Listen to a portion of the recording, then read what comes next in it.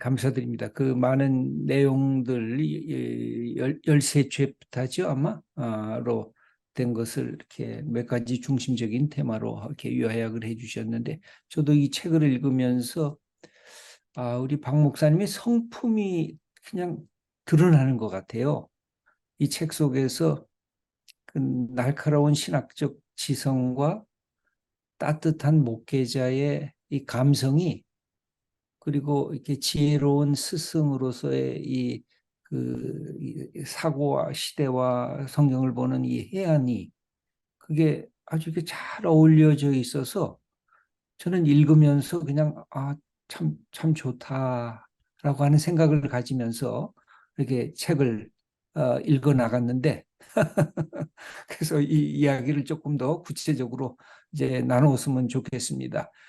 우리 권영경 교수님, 책 읽은 뭐 소감이나 또 서평이나 또 그러면서 질문도 있으시면 질문도 하시면서 같이 우리 대담을 나눴으면 좋겠습니다. 우리 권영경 교수님 제가 초청할 텐데 우리 한번 박수로 맞이해 주시면 감사하겠습니다. 예, 감사합니다. 예. 감사합니다. 감사합니다. 예, 사실 저는 이렇게 패널이라 사실 시간을 이렇게 많이 잡아먹는 건 그렇게 좋은 것 같지 않고요. 우리 박 목사님이 조금 더 얘기를 많이 하실 수 있게 약간 좀 이렇게 거들어드리는 그런 역할을 좀 이렇게 하면 좋겠는데, 일단은 이제 책을 읽으면서 저는 뭐 개인적으로도 읽었지만 사실 이렇게 제가 이렇게 일단 처음 이렇게 읽으면서 그다음에 이제 이 책 끝내기 전에 사실 이렇게 우리 학생들하고 한번 같이 읽어봤으면 좋겠다는 생각을 좀 했었고 이제 그래서 이제 박 목사님한테 약간 이렇게 친필 사인도 부탁드리고 막 그랬었는데 이제 그 우리 학생들의 경험도 조금 약간 이렇게 묻어나는 그런 게 아마 이렇게 말씀이 될 것 같습니다. 그 책을 이렇게 일단 학생들에게 제가 이렇게 처음으로 이렇게 책을 주고 이제 다 학생들이 책을 가졌을 때 제목 어떻게 생각하냐 하고 제가 이렇게 물었어요. 제목을 가지고 조금 그래서 같이 조금 놀 시간이 있었는데 이제 어떤 학생은 이게 처음에는 거꾸로 됐나 하는 생각을 했다. 그죠? 그러니까 이게 시대를 살고 성경을 읽고 이런 표현이 조금 더 이제 자연스러울 것 같은데 이제 이 책 제목은 사실 이렇게 바꿔놨잖아요. 그래서 이제 이게 아마도 좀 이게 의도적인 아마 이게 뭐 이 선택이셨을 것 같은데 이제 그런 것들이 이제 일단 우리 학생들에게도 조금 일단 잠깐 멈칫하는 시간을 좀 이렇게 주는 것 같아요. 그러니까 이게 흔히 생각하는 우리 성경 말씀 읽는다는 아주 익숙한 표현 속에 이제 사실은 우리가 이렇게 그냥 편안하게 지내는 거죠. 근데 이제 그 성경 뒤에 살다라는 표현을 붙이면서 조금 이제 이 소위 이 식상한 그런 이렇게 표현을 피해 가니까 학생들이 잠시 좀 이렇게 멈칫하게 되는. 그다음에 이제 시대를 읽는다는 이 시대를 살아갈 때 이렇게 표현을 많이 하는데 이 시대를 읽는다는 표현을 이렇게 접하고 그러면서 또 이제 이 잠시 좀 이제 생각을 하게 되고 그러면서 이제 이 제목 자체가 사실은 이 책 내용도 내용이지만 제목 자체가 일단은 이 많은 청중들에게 좀 이렇게 상당한 좀 이렇게 이 효과를 내면서 다가가는 게 아닌가 하는 생각을 좀 이렇게 해드렸습니다. 이 책을 이 앞부분 얘기하시면서 이제 나침반 얘기하셨는데 지도와 나침반 얘기하시면서 나침반의 중요성을 얘기하신 것도 사실은 이렇게 굉장히 좀 중요한 것 같고요. 왜냐하면 이게 우리 청년들은 소위 이제 이 꼰대 이 상당히 민감한 예. 반응을 보이는데, 그러니까 우리한테 아무 도움도 안 되는 그냥 네가 하고 싶어서 하는 얘기 좀 하지 말지, 약간 이런 게 강하거든요. 그런 점에서 사실은 이 세세한 이야기는 도움 안 되는 잔소리처럼 들릴 가능성이 많은데, 근데 이제 이런 뭐 이 책들은 사실 또 이렇게 좀 그럴 수 있죠. 근데 이제 학생들에게는 이게 나침반이라는 건 사실은 우리 모두가 공감할 수 있는 수준의 이제 어떤 지침일 수 있으니까 그런 면에서 학생들에게 나침반으로 접근하는 것도 사실 상당히 좀 이렇게 좋았다는 생각이 듭니다. 그리고 이제 제목을 그 목차를 쭉 보면 다 이렇게 느끼겠지만 이 시대를 읽어가는 이제 이 노력, 신중함 물론 이제 한번 쭉 적어보셨다 그랬지만 이게 적어보는 그 이면에는 이제 평소에 많은 생각들을 해오시고 많은 게 고민들을 하고 그런 게 녹아 있을 텐데 그러니까 이런 항목들을 집어내는 그 과정 자체가 사실은 이 시대를 이제 뚫어지게 바라본 결과였겠죠. 그러면서 이제 하나씩 하나씩 이제 좀 이제 다가오는 것들을 이렇게 포착을 이렇게 하셨을 텐데 이런 제목 선택 자체가 사실은 이, 어, 어떤 면에서는 이렇게 우리 학생들에게도 이런 제목 하나하나를 따라가면서 자기들이 미처 생각하지 못했던 그런 자기들의 모습. 어떤 면에서는 자기들의 모습이기도 하거든요. 자기가 이 시대의 사람들이니까. 하지만 이제 생각하지 못했던 어떤 방식으로 새로운 지점들을 좀 더 뚫어지게 바라보게 해주는 그런 도움들이 있게 됐던 것 같고, 이거는 학생들의 문제만이 아니라 모든 독자들에게 아마 비슷하게 다가가는 그런 도움이 아니었을까 하는 생각을 좀 이렇게 해보게 됩니다. 일단 이렇게 시대를 읽는 것에서 얘기를 시작했다는 것도 그렇고, 보통 설교는 성경 본문 읽고 시작하잖아요. 그러니까 답 만들어 놓고 그다음에 답에 맞게 문제를 좀 짜맞추는 느낌을 가질 때가 많은데, 사실 여기 이제 문제에서부터 시작하니까 그러면서 이제 학생들 혹은 독자들은 조금 더 이제 열린 대화를 할 수 있는 가능성이 있었던 것 같고, 근데 이 문제 이슈 자체가 사실은 이렇게 사회적인 구조 자체 혹은 이 사회 그 구조에서 생겨나는 사회적인 풍조, 혹은 또 거기서 또 우리가 직면하게 되는 개인적인 어떤 이렇게 경향들 혹은 성향들, 그리고 개인적인 관심사들, 뭐 문제점들, 이런 것들이 이제 두루두루 좀 이렇게 다양하게 망라가 돼 있어서 뭐 이렇게 굉장히 좀 포괄적인 사유를 할 수 있는 그런 좋은 이렇게 대화 상대자인 것 같습니다. 물론 이제 그렇게 하고 이제 성경 말씀도 이제 등장을 하죠. 그래서 이렇게 이슈에 관한 이야기가 충분히 나오고, 그다음에 또 이제 성경적인 말씀들이 같이 끼어들면서 그 이슈를 또 이제 말씀과 연결해서 조명하려고 하시고, 그리고 이제 항상 그런 건 아닌 것 같은데 또 이제 종종 이제 조금 이렇게 할 수 있으면 구체적인 지침 혹은 제안 같은 것들도 이제 간간히 이렇게 나오면서 이제 함께 생각해 볼 수 있는 그런 기회를 제공해 주셔서 책의 어떤 구성 자체도 이렇게 아주 좋았던 것 같습니다. 예, 이런 그 학생들 제가 몇 명한테 물어봤어요. 어떠냐. 원래 제가 서평을 이제 받기로 되는데 아직 서평 마감이 안 돼가지고 서평을 제가 못 받았고 이제 그냥 개인적으로 이제 물어봤는데, 이제 제일 인상적으로 학생들이 느끼는 것은 이슈들을 이렇게 좀 이렇게 진지하게 마주할 수 있었다는 사실이 가장 강하게 다가갔던 것 같습니다. 이제 그러면서 또한 이제 그 학생들하고 대화하면서 이게 굉장히 유익하고 이제 많은 도전을 받았다. 그 책 너무 좋아요. 이런 반응들이 사실 상당히 많았었거든요. 이제 그런 이게 이 반응과 더불어서 조금 더 대화를 하다 보니까 이제 또 학생들이 살살 나오는 게 얘기 중에 하나가 이제 조금 어떤 때는 약간 막연한 느낌도 들었다.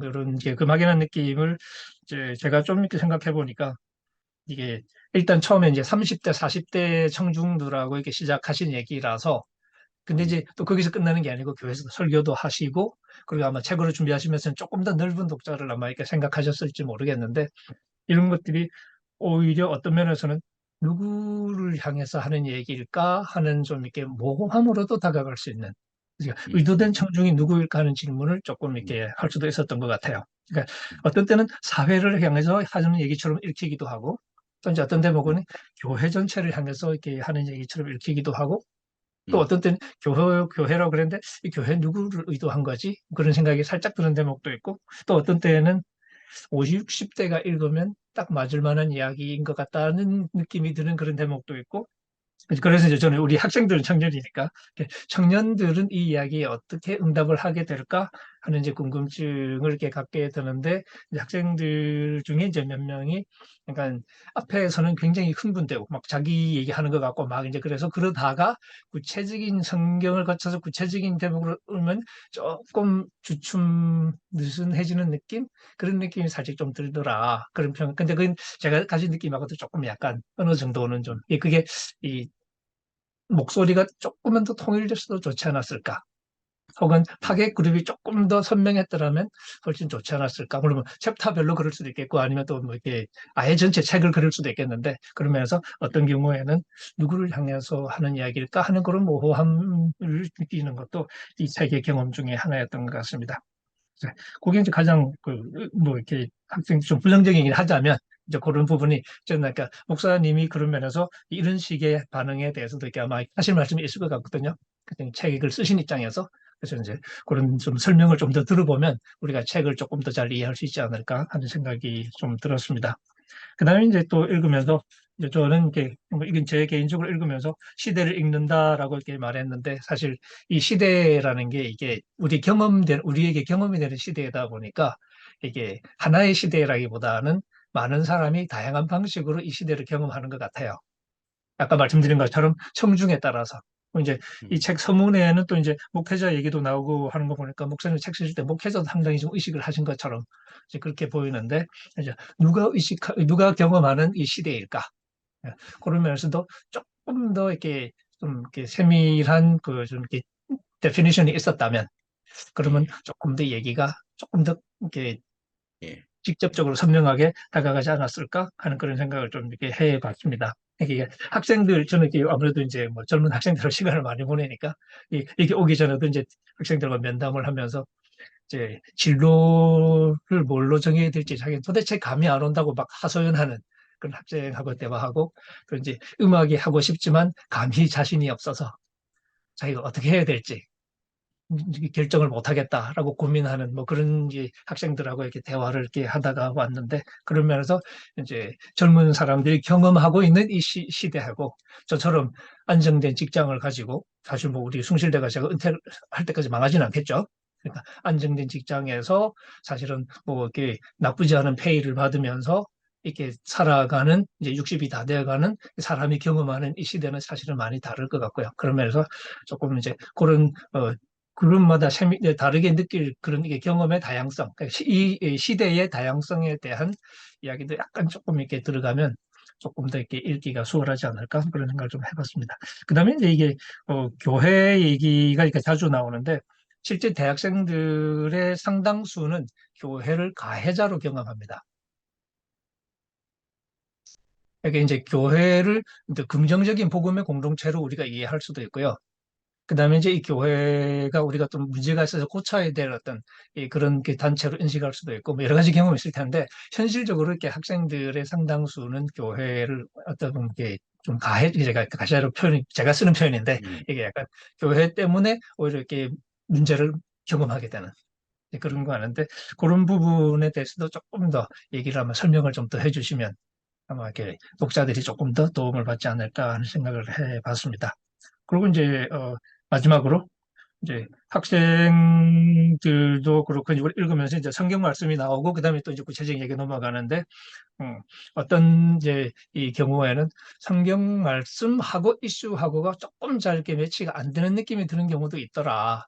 뭐 이런 반응들이 조금 있었거든요. 저도 어느 정도 좀 공감을 하는 바가 있는데 뭐 다윗의 이야기 같은 것도 이렇게 뭐 그런 이야기가 아닐까 하는 생각이 좀 들기도 하고 그러니까 이제 어, 다윗의 예는 어떻게 보면 사실은 이게 뭐 자기 일에 충실한 사람이 결국에 이제 잠재력을 발견하는 그런 사례가 될 수도 있지만 또 읽기에 따라서는 또 조금 이렇게 다른 이야기로 읽을 수 있는 결국은 성공한 사람 얘기 아니냐라고도 음. 읽을 수 있는 뭐 그런 게 질문이 가능하겠고 대부분의 사람은 양치기로 끝나는 인생을 살 텐데 그런 사람에게 다윗의 이야기는 어떤 의미가 있겠느냐 이런 질문을 던진다면 이 목사님이 이제 의도하신 바에 따르면 어떤 대답이 나올 수 있을지 그런 좀 대답을 한번 좀 들어보면 좋겠다 하는 생각이 들었습니다. 그다음에 제가 읽으면서 이렇게 한 가지 제목을 쭉 보면서 조금 더 이 골치 아픈 이 우리 교회와 시대를 괴롭게 만드는 이슈들이 조금 들어가서 어땠을까? 예를 들어 학생들이 저한테 대놓고 묻거든요. 뭐 혼전순결 음. 이런 질문을 이렇게 해요. 교회 사는 얘기는 자기 받아들이기 어렵다. 그렇다고 막 나가고 싶진 않다. 나 어떻게 해야 되냐. 뭐 이런 식의 이슈들. 그래서 이게 사실 기독 청년들이 이게 살아가는 이게 시대의 한 일부일 텐데 그래서 그런 면에서 사실 조금 까다로운 그런 한국의 분열의 원인이 되기도 하는 뭐 동성애 같은 것도 그럴 테고요. 그런 면에서도 조금 얘기를 해주셨으면 좀 더 좋지 않습니까? 글쎄 책 2부가 나올지는 모르겠습니다만은 어쨌든 그런 면에서 조금 더 해줘도 좋겠다 하는 생각을 한번 해봤습니다. 이건 책이 뭐 사실 두꺼운 책이 아니라서 지나친 욕심일 수도 있는데 목사님 어차피 이런 작업을 하셨으니까 조금 더 작업을 음. 계속해도 좋지 않으실까? 뭐 그런 생각을 한번 해봤고요. 어쨌든 학생들은 사실 책을 굉장히 좋아하면서 지금 읽고 있습니다. 그래서 좋은 책 써주셔서 감사하고 그리고 어쨌든 저도 이게 읽힌 게 그냥 아멘 하라고 읽힌 게 아니라 학생들 스스로 이제 이런 문제를 생각하면서 자기들 나름의 이제 뭐 지도 보고 나침반 보는 법을 이렇게 배웠으면 하는 그런 의도였는데 그런 의도는 사실은 충분히 달성을 이렇게 하고 있는 것처럼 보여서 다시 한번 제가 감사하다는 말씀을 드립니다. 예, 이상으로 저는 아, 마무리하겠습니다. 예, 너무 감사합니다. 우리 권 교수님이 그 학생들 교재로 이것을 썼다는 것만 해도 제 생각에는 굉장히 파격적인 선택이시고, 그리고 박 목사님의 이 책에 대한 정말 이렇게 좋은 이렇게 존중의 표시라고 저는 생각을 하는데, 아마 20대 학생들하고 직접 맞부딪히면 그 현장에 계시니까 더 날카로운 그 어떤 그들의 고민이나 고뇌를 직접 이렇게 받으시고 이해하시면서 이 책을 봐주신 것 같아서 저도 아주 좋은 지적이셨던 것 같습니다. 이 지적에 대해서 우리 박영호 목사님 뭐 어떤 예. 말씀 더 좋으십니까? 얘기 좀 해주시고 제가 또 우리 정말 패널을 잘 모신 것 같습니다. 책에 대해서 아주 다면적으로 한국에서 가장 이렇게 예리하게 말씀해, 개인적으로도 그렇지만 아주 이렇게 예리한 통찰력 있는 분이지만 또 학생들하고 같이 있으니까 학생들의 저도 이런 말씀 듣고 싶었고 평소에 직접 잘 못 듣는, 사실 뭐 교회에서 담임 목사가 20들 만나기도 힘들고 만나도 예 뭐 감사합니다 이 말밖에는 너무 좋아요 뭐 이런 말밖에는 아이들이 안 하기 때문에 권 교수님의 입을 통해서 20대들의 반응을 조금이라도 들을 수 있어서 감사하고요. 지금 세계에서 많이 들어와 계신데 그 프라하에 계신 이강용 목사님 선교사님도 들어와 계시네요. 이강용 선생님 안녕하세요. 예, 예, 멀리서 해서 반가워서 안녕하십니까. 인사드립니다. 예, 예, 줌을 통해서 또 인사드리게 됐고요. 김지철 교수님과 또 여러분 또 이렇게 뵙게 돼서 너무 반갑습니다. 저도 그 책을 읽으면서 너무나도 많은 이 기쁜 동감도 있고 감명도 받았고요. 또 가까이서 또 뵈면서 그 책에서 아까 김지철 교수님께서 말씀하신 그 어떤 이 지성과 또 인품과 모든 면에서 이렇게 잘 그 묻어나온 책이라고 할 수가 있습니다. 좀 감사드립니다. 고맙습니다. 반갑습니다. 이강용 반갑습니다. 선교사님은 여기 프라하에 계신데 네. 프라하에서 그 우크라이나에서 난민들 사역을 열심히 하고 계세요. 그래서 아이고, 제가 지난번에 가서 보고 참 귀하다. 그러니까 너무 한국, 미국, 고맙네요.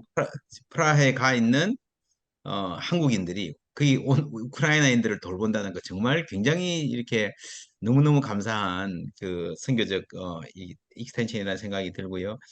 우리 그 권 교수님 말씀하신 거 아주 중요한 대목이고 제가 사실 잘 아시는 제가 이걸 이제 3, 40대부터 시작했기 때문에 예를 들면 이 친구들은 전문직에 있는 친구들이 많았고 그런 친구들이 또 교회에서 리더를 하잖아요. 그죠? 그러니까 이제 비정규직 이런 타이틀이 있으면 당시에 막 어디 그 대통령이 어디를 막 비정규직을 정규직화하고 이렇게 할 때에 의외로 굉장히 놀랐어요. 정규직에 있는 친구들이 이거 아니다. 은폐하다. 뭐 이런 네, 상황 있잖아요. 네, 그래서 제가 그렇죠. 이제 예.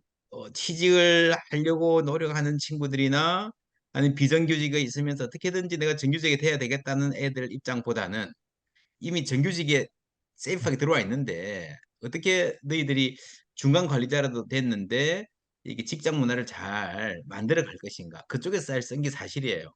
그러니까 이게 보면 이제 막 비정규직이라도 얻어야 되겠다라는 정도의 숫자에 보면 굉장히 이제 남의 이야기가 돼 있는 상태고 만약에 이게 2, 30년 전이면요.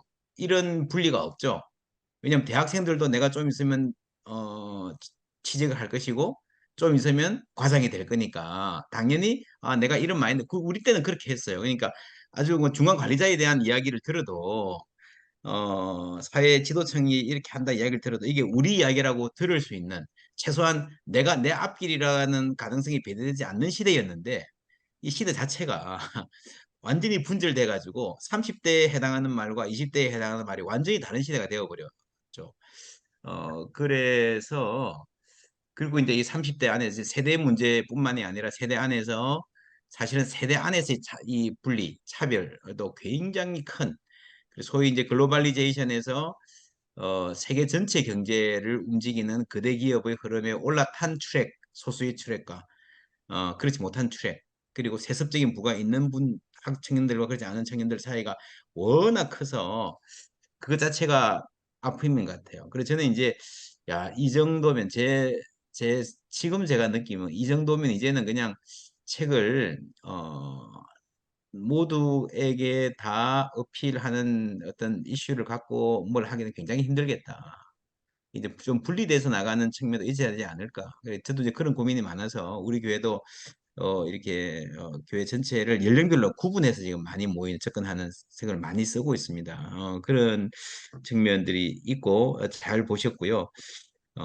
교회를 가해자로 인식한다라고 하는 거는 저는 이제 충분히 공감을 하고 그런데 교회가 가해자가 안 되었으면 좋겠다.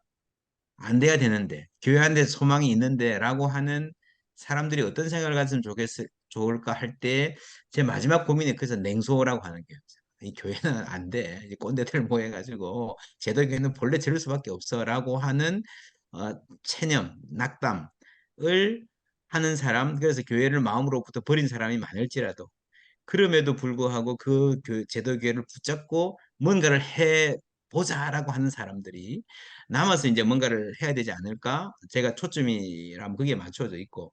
그래서 사실은 이제 교회를 가해자라고 생각하는 젊은이들의 좀 다가갈 수 있는 메시지는 이런 책을 읽고 교회를 그래도 세워봐야 되겠다 하는 분들이 살아서 삶으로 바뀌면서 세컨핸드로 나갈 수 있는 해답이 아닌가. 지금 당장 그들에게 어떤 책이나 어떤 설교나 어떤 담론으로도 야, 교회는 이렇게 좋은 거야 라고 말을 해서 통할 수 있을까? 교회 실천으로 넥스트 스텝을 보여주고 그거를 보여줄 수 있는 좀 마중물에 해당하는 그 그룹. 그래도 지금까지 아직까지도 교회에 대한 이제 지금 교회 남아있는 3, 40대가 그렇거든요. 굉장한 애들이에요. 이제 다들 친구들 만나면 야, 너 아직도 교회 다니냐? 이런 분위기에서 수도권의 전문직 애들이 교회를 열심히 나온다는 것은 정말 대단한 친구들인데 그 친구들을 붙잡고 혹은 아직도 교회 안에서 열심히 하려는 목회자들 이제 요즘에 목회자들 만나면 늘 이중직 이런 이야기를 하는데 제가 자주 그런 이야기를 합니다. 이중직 막 논쟁이 많은데 논쟁할 필요도 없어요. 이게 10년만 지나도 다 없어질 거예요. 지금 다 이중직 하는 친구들이요. 목사님들이 목회하고 생계하면서 대부분 목회를 좀 쉬고 싶어요. 그만둔다 말을 안 합니다. 너무 힘드니까 조금 쉴까? 그러면 뭐 아예 쉬게 되는 경우가 많겠죠. 근데 지금 이중직이라도 하면서 목회라는 걸 붙들고 있겠다라는 사람이 남아있는 이 시대. 제가 볼 때 앞으로 길어야 한 10년 정도인데 그 시대에 우리가 한국 교회가 뭘 할 것인가 하는 고민이 조금 진짜 교회가 가해자로 인식되어 있는 이 시대를 어떻게 바꿀 수 있을까 하는 고민을 저도 하게 되고요. 세 번째가 뭐였죠? 음, 제가 적다가 메모만 해가지고, 다윗 이야기를 포함해서 저는 이제 그, 제가 이 책 전체에서 강조하고 싶은 게 사실은, 인간의 잠재력, 비록 불의한 시대고 언페어한 게임의 장이 있지만, 어쨌거나 성경 전체는 하나님이 주신 잠재력을 개발한 이야기고, 굳이 말하자면 다윗도 그 많은 케이스 중에 하나인 것 같아요. 양치기로서 이 사회 자체가 양치기로부터 끝날 수밖에 없다라고 하지만 그래도 거기에 마침표를 찍을 필요는 없지 않을까. 너는 야 대학도 요것밖에 못 나왔고 너희 집도 자본이 별로 없으니까 너는 이렇게 살 것 같아까지는 괜찮지만 그럴 수밖에 없어라고 마침표는 찍지 말고 가능하면 최소한 이 끝을 열어놓고 내가 대학 졸업하는 그 순간에 어느 정도의 그 글로벌리제이션에 앞서 나가는 트랙에 못 올라탄다 하더라도 이제 특별히 이제 시대가 아주 많이 바뀌어 나가니까 물론 한쪽으로는 제가 이 책에서 크게 보기는요 소셜 저스티스에서 우리가 좀 이 AI 시대에 인간적인 그런 어떤 극률함을 인간의 연대를 극대화하는 사회를 만들어야 된다는 게 그 에너지를 교회가 제공해야 된다. 교회 외에는 없다. 교회가 잘해서가 아니라 그나마 교회 외에는 이런 이야기를 하고 끌어갈 에너지를 모을 제가 볼 때 없어요, 진짜. 그래도 교회가 가능성이 있는데 교회가 그걸 하자는 거고 그 상태에서 사회가 나아지기만을 기다릴 수 없으니 우리가 뭔가를 나에게 맞는 God given potential을 신앙의 능력으로 이렇게 좀 몸부림쳐 볼 수 있는 그런 자극 그런 것들 그러면서 너무 스테레오타입을 따라가지 않을 수 있는 그런 좀 자유함 조금 물론 불안하고 사회 안전망이 없긴 하지만 조금 그래도 폭넓은 시도를 해볼 수 있는 그런 용기 그런 것들을 이렇게 자극하고 할 수만 있으면 교회가 조금 뒷받침을 조금 정책적인 이야기를 교회에 쓴다면 뒷받침을 해주면 좋을 것 같아요. 그러니까 우리 교회도 그런 고민을 지금 많이 하고 있는데 이를테면 젊은이들의 창업이라든지 이런 것들 되게 좀 이렇게 도전하고 도와주고 공간도 마련하고 이런 것들을 조금씩 교회가 앞으로 해볼 수 있을까? 예, 그런 것들이 앞으로의 과제가 될 것 같고요.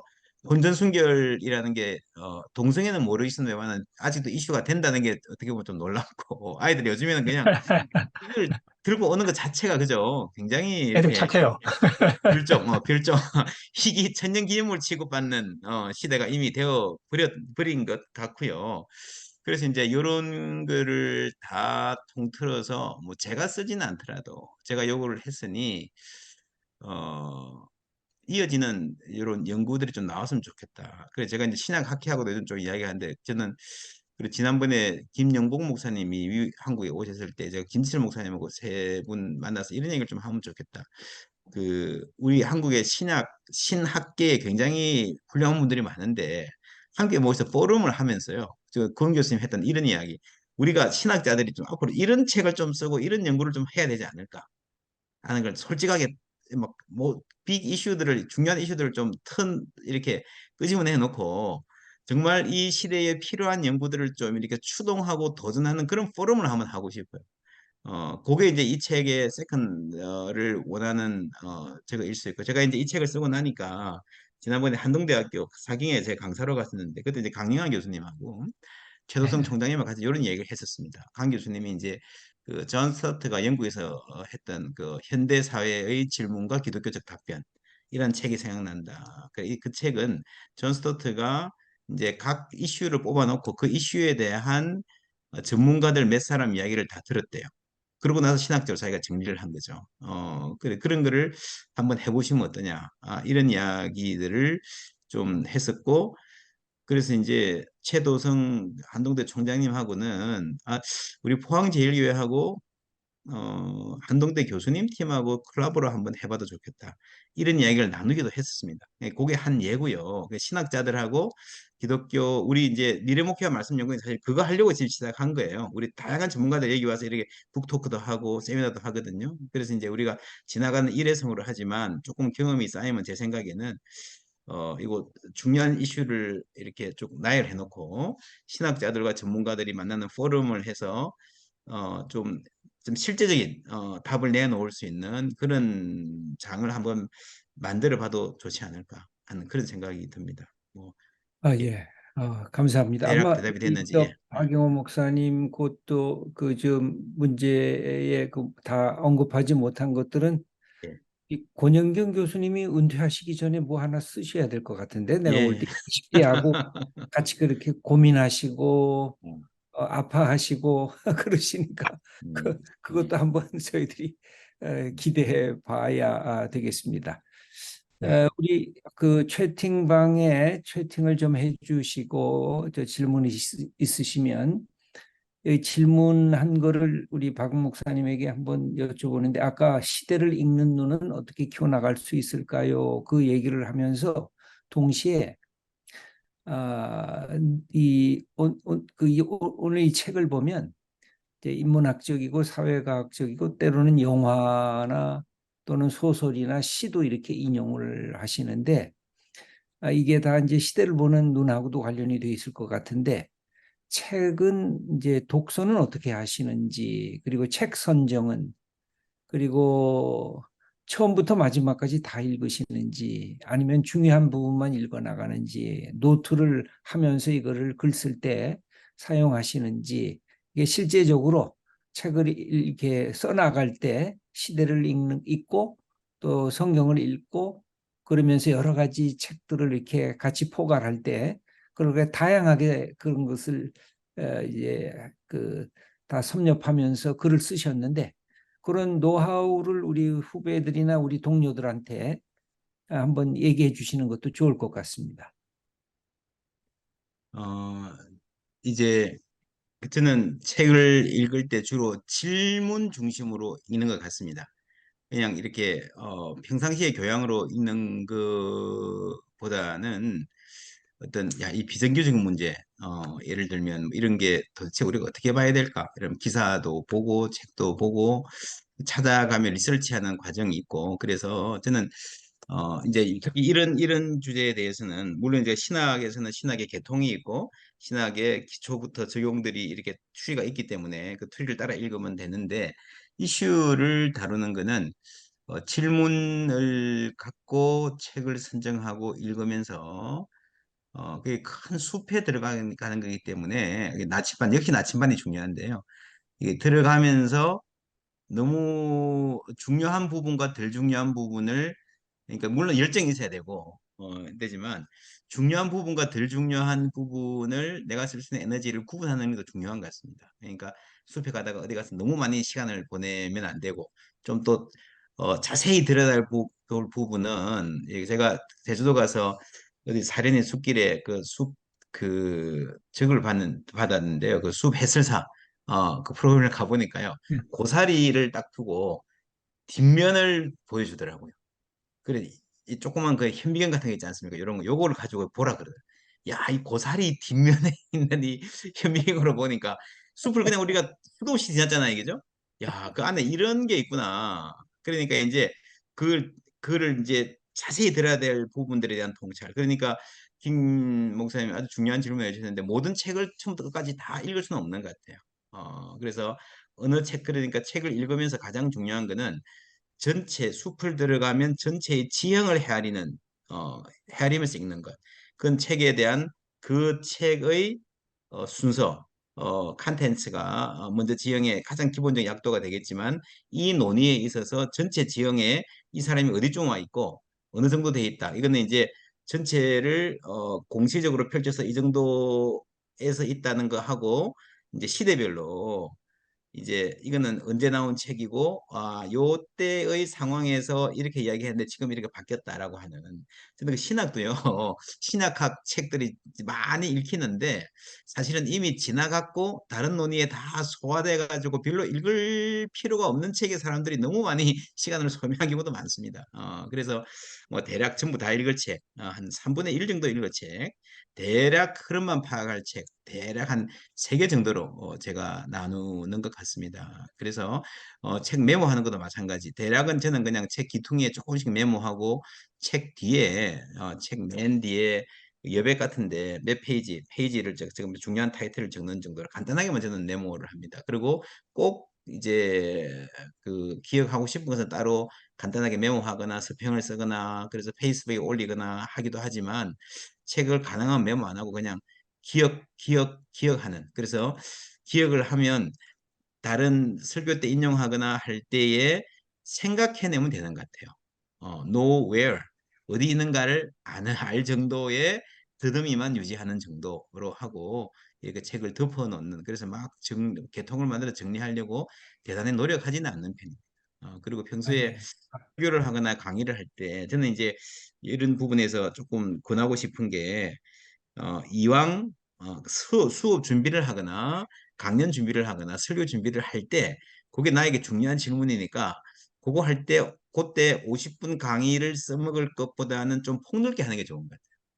이왕 하는 김에.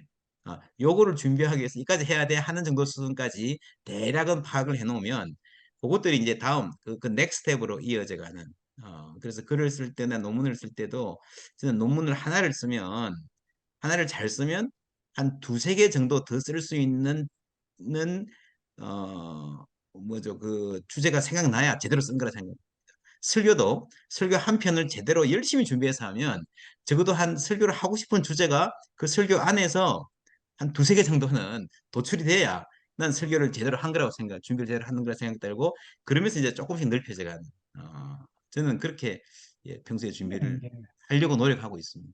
아, 예. 너무 감사합니다. 이 책 읽기의 노하우도 굉장히 중요한데 우리 박 목사님의 노하우를 우리에게 얘기해 주신 것 감사합니다.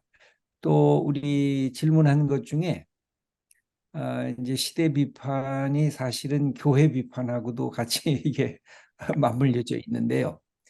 이런 재미있는 질문을 했는데, 한국 교회가 고질적인 배타성과 이념에 천착한 이기적인 태도, 이것을 해결하기 위해서 변화를 해야 되는데 담임 목사님들이 변화를 싫어한다는 겁니다.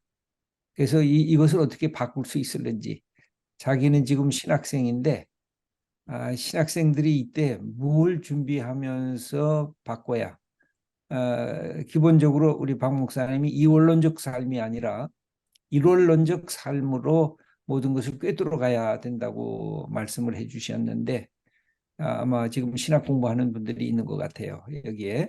그래서 이 어떤 것을 지금 해야 앞으로의 미래적인 교회를 우리가 하나님이 기뻐하시는 교회로 또 이 시대를 바르게 비판하는 자리까지 나아갈 수 있을까 하는 그런 질문으로 해주신 분이 있습니다. 굉장히 심각하고 중요한 질문이에요. 저도 이제 요즘에 담임 목사님들한테 강의할 일이 많기 때문에 이 이야기를 자주 합니다. 담임 목사님들이 문제가요. 코로나 때 그렇게 예배 모이지 마라 그래도 열심히 막 뿌득뿌득 모이는 이유는요. 담임 목사님들을 둘러싸고 있는 교회의 5, 60대, 70대 중직자들은 굉장히 생각이 다릅니다. 지금 60대 이상 이 크리스찬들은요, 넌 크리스찬들과 생각이 겹치는 부분이 거의 없어요. 그분들하고 함께 담임 목사님 대부분 살기 때문에 세습, 목회자 세습 이것도요, 한 4년 전인가 이렇게 여론조사가 나온 게 있는데 모든 기독교인들에게 세습에 대해서 물어보면 80%가 잘못됐다 그래요. 근데 교회 중직자들에게 물어보면 적어도 반 정도는 괜찮다고 이야기해요. 장로님들, 권사님들은. 이게 그만큼 이게 세계 자체가 너무너무 다른 거예요. 5, 60대 이상들은 크리스찬들의 세계와 교회 사람들의 세계와 교회 밖의 사람들의 세계가 너무 다른데 30대 이하는요. 완전히 반대입니다. 이 어, 지금 30대라고 해보면 정치관이나 사회관이나 뭐 오늘 교회가 코로나인데 뭐 해야 될까요? 이런 질문이나 세습은 좋아요. 모든 질문에 있어서 예수 믿는 사람이나 안 믿는 사람이나 거의 똑같아요. 사고가 편차가 없습니다. 그러니까 그 30대들은 좋은 말로 하면 그 시대와 교류하는 사람들이죠. 나쁜 말로 하면 부정적인 거는 크리스찬 아이덴티티가 없어요, 별로. 사고에 있어서. 이미 사고의 틀과 껍데기는요, 전부 다 소위 말하는 소위 세속화 다 된 똑같아져 버리는 사회죠. 그래서 저 가장 심각한 게 이게 얼마나 한국에 심각한가 하면요. 코로나 한참일 때 그 한국의 최고 큰 교회 목사님이 수요 예배 때인가 나와가지고 어떤 무슨 대학 교수가 이 카드를 들고 다니면 코로나 안 걸립니다. 그렇게 버젓이 이야기해가지고요. 완전히 창피당한 적이 있죠. 그러니까 여러분 한국 최고 큰 교회 담임 목사님이 그 정도 수준에서 이 세상을 모르고 비웃음 살 일을 말을 한다는 거는요. 이 한국 교회 정말 정말 심각한 문제입니다. 근데 문제는 사실은 그 교회 부목사님들도 그걸 모를까? 부목사님들, 사람들 다 알거든요. 그러니까 담임 목사님들이 부목사님들하고도 이야기가 안 된다는 거죠. 그러니까 저는 이 담임 목사님들의 생각을 바꾼다기보다는 담임 목사님들이 혹은 교회 장로님들, 어른들이 젊은이들하고 이 커뮤니케이션을 해야 돼요. 교회 일을 할 때 어떻게 하는가 젊은이들 물어봐야 돼요. 그 지혜를 얻고 배우는 교회가 돼야 안 그러면 정말 교회는 아주 심각하게 될 겁니다. 생각이 사람이 바뀐다기보다는 교회가 가야 될 방향에 대해서 출발을 3, 40대 젊은이들에게 좀 많이 맡기고 많이 듣고 하는 데서 시작해야 될 것 같아요.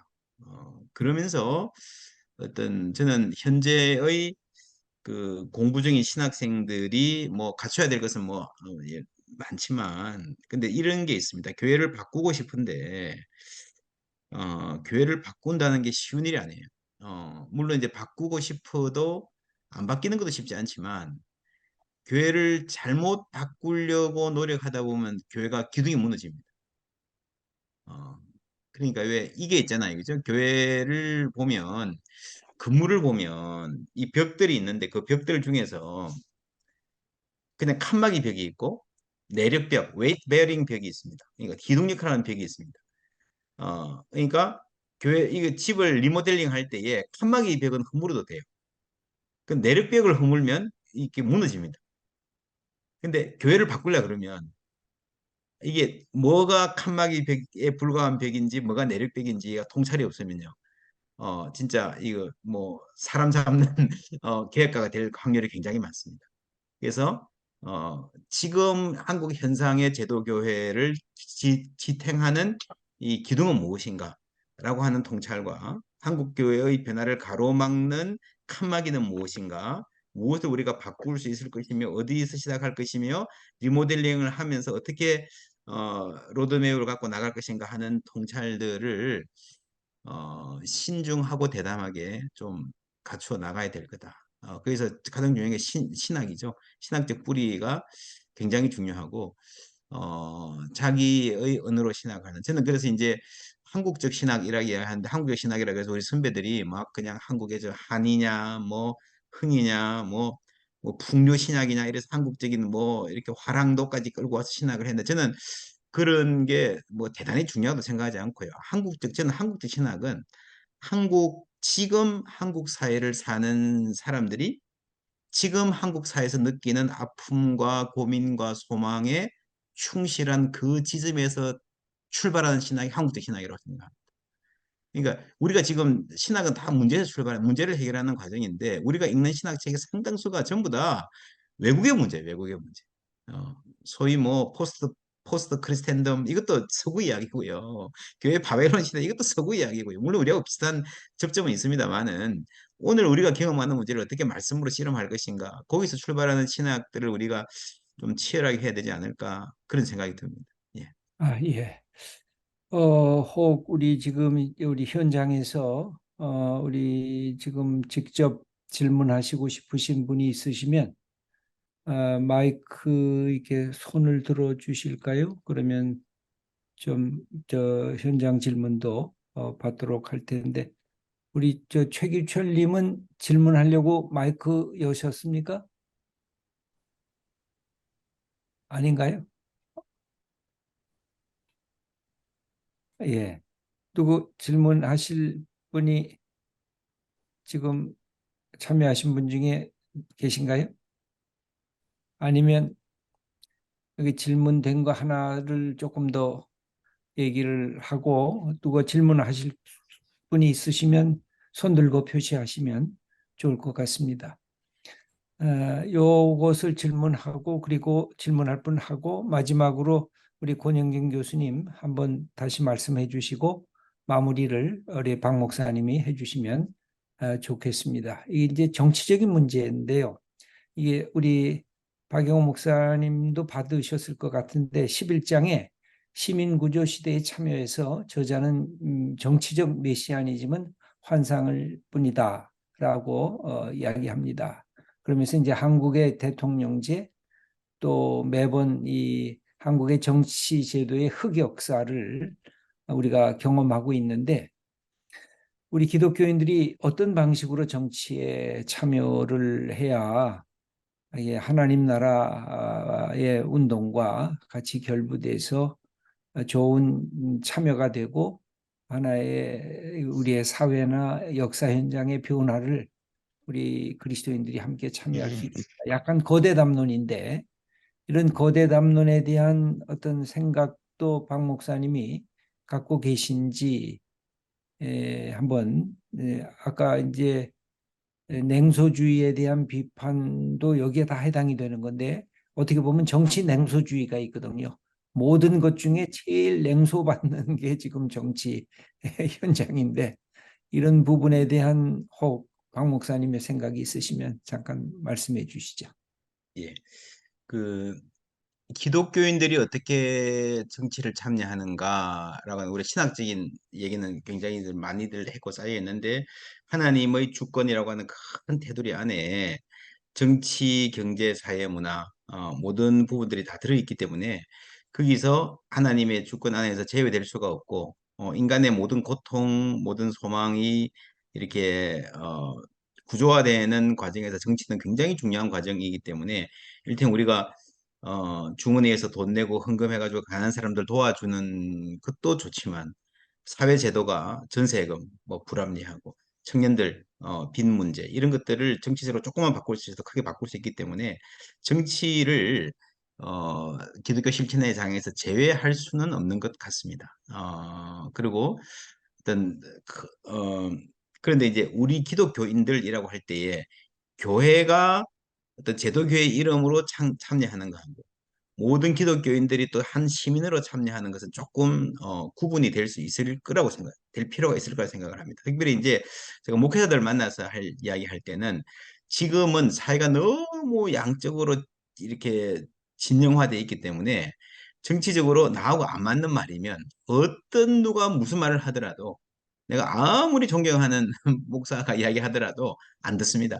오히려 더 반발만 생기기 때문에 그래서 이제 아까 정치적 메시아니즘은 사실 한국 사회가 정치 과잉이죠. 정치 때문에 정치가 모든 것을 해결해 줄 수 있을 거라는 과잉된 기대가 있고 그게 안 됐을 경우에 한쪽은 또 정치 혐오 요 양극단 사이에서 우리가 어디에 포지셔닝을 잡을 것인가라고 한다면 저는 이제 교회는 물론 직접적으로 여전히 국회의원도 되고 개인적으로 인게이지해서 정치의 세계에서도 하나님의 영광 드러내는 일은 해야 된다고 생각을 하고 건강한 시민 사회단체 이런 운동도 중요하다고 생각을 하는데 일반적으로 교회 안에서의 담론은요.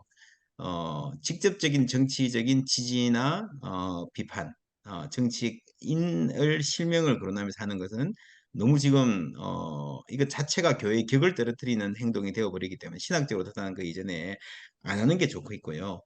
그러나 분명한 하나님의 정치라고 하는 의식을 가지고 목회자와 성도들이 조금 딥한 레벨에서 어, 기본적인 사회에 대한 가치관, 인간관, 인간다운 사회, 권력이 갖고 가질 수밖에 없는 기본적인 폭력성, 그럼에도 불구하고 권력을 선하게 사용할 수 있는 가능성에 대한 통찰, 그리고 특별히 예수 그리스도께서 말씀하신 그 약한 자들을 보호하는 사회라고 하는 데 대한 그 그리스도의 샬롬과 약한 자들에 대한 보호와 지지, 연대 이런 가장 성경적인 가치들을 우리가 계속해서 확보해 나가고 그러면서 그것들이 야 A 정당이다, B 정당이다, 어떤 정책이다라고 하기 전에 어, 성도들이 이제 훈련된 시민으로서 그 신앙의 열매로서 긍정적인 정치를 차를 해나가고 유권자로서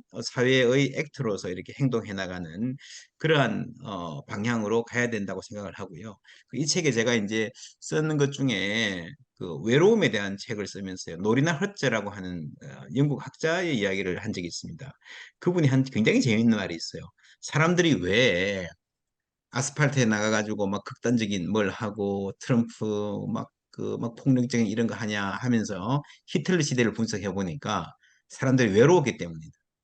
그러니까 정치적으로 이게 대단히 옳아서라기보다는 정말 극단적인 어떤 쪽으로 가는 그 특별히 배타적인 정치 있잖아요, 이죠. 그런 어떤 독일 같은 경우에는 극단적인 보수적 민족주의, 히틀러 같은 이런 것들은요.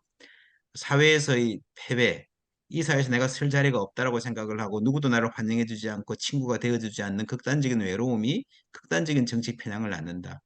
저는 그게 요 대목이 교회가 씨름해야 될 굉장히 중요한 정치적인 참여라고 생각을 해요.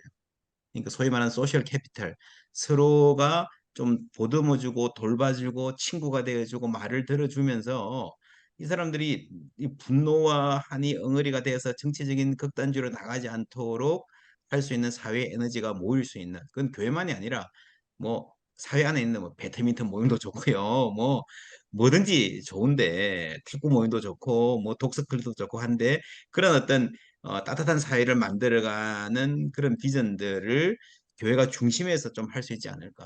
그래서 마을 아, 예. 목회나 이런 선교적 교회 이런 운동들이 결국에는 정치적으로 조금 더 순화된 그러면서 정치적으로 선한 뜻을 모아갈 수 있는 사회를 만드는데 교회가 할 수 있는 굉장히 중요한 역할이 있다라고 생각을 합니다. 아, 예, 감사합니다.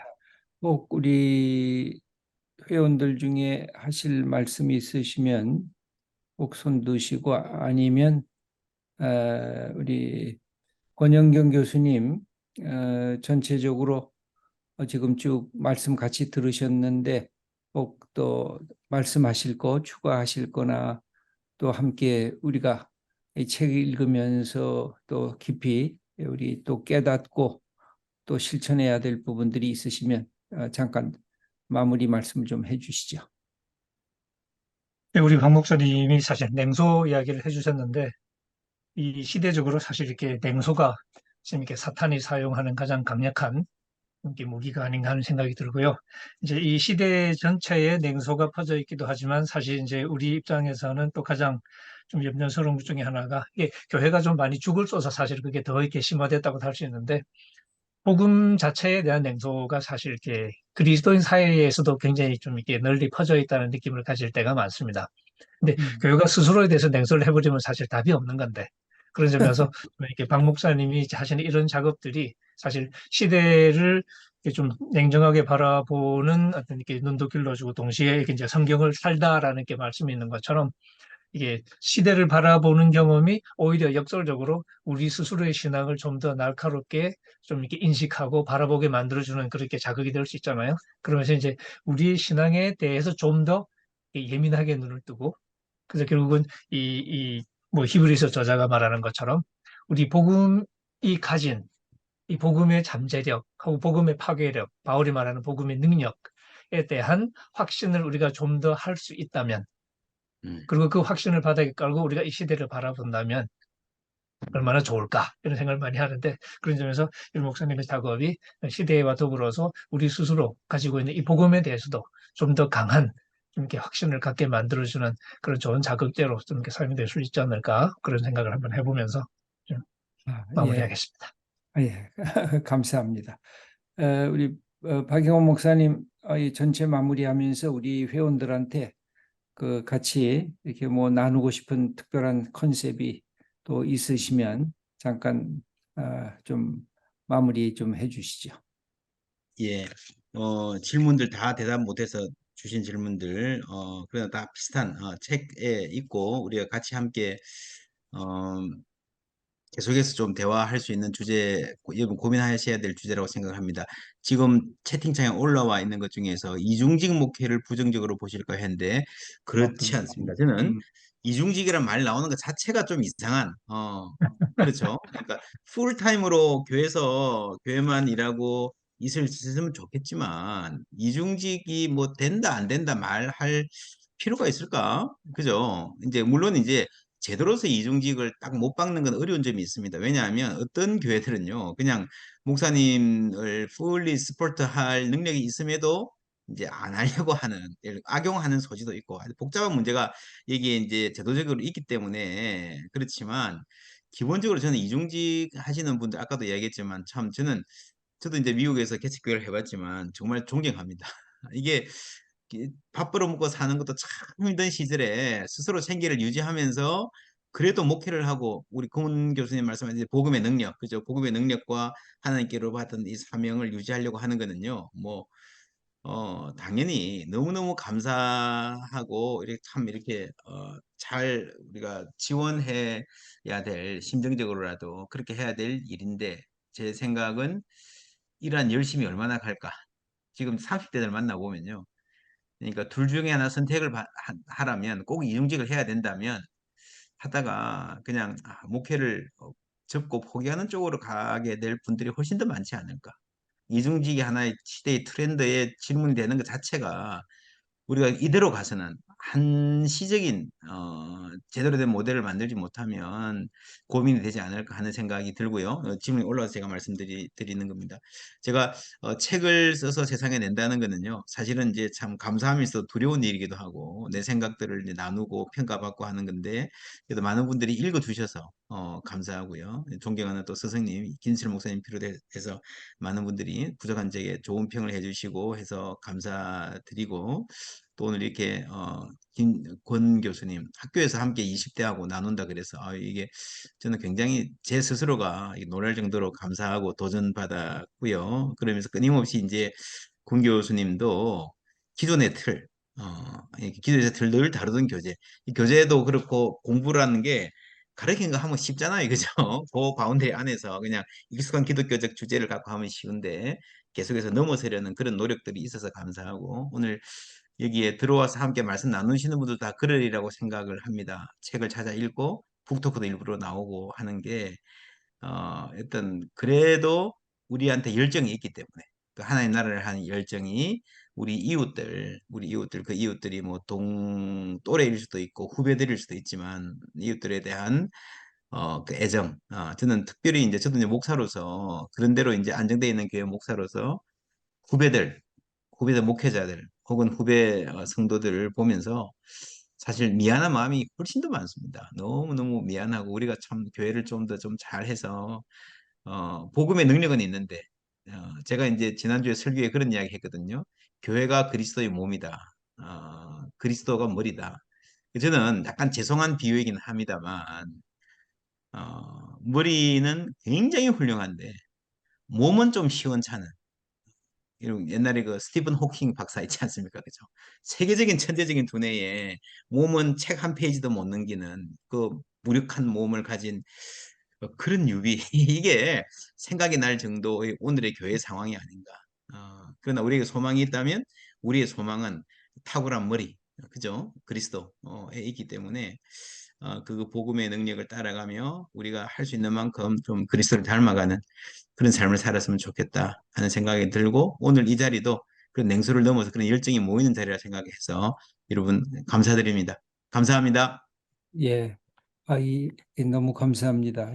저도 이 책을 쭉 읽으면서 이 분별력, 그다음에 지혜, 그리고 이것에 대한 내 삶의 실천적인 용기, 또 앞부분에 이 파레시아라는 말을 또 쓰셨는데, 이게 용기 있는 말하기와 용기 있는 삶에 대한 그런 중요한 단어여서 분별력과 지혜와 삶의 용기, 이런 것들을 잘 설명해 주는 책이어서 제가 만나는 사람마다 이거 꼭 읽으라고 그러면은 이런 여러 가지 중요한 컨셉이나 또 설교적인 자료나 목회적인 판단력에 풍성한 이 자료를 배우게 될 거다 이런 말씀을 드리고는 했는데 오늘 너무 감사합니다.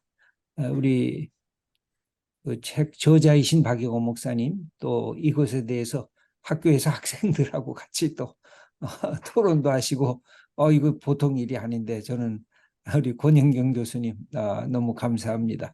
우리 두 분 오늘 애써 주셨는데 한번 우리 박수로 감사하겠습니다. 예, 두 분 감사합니다.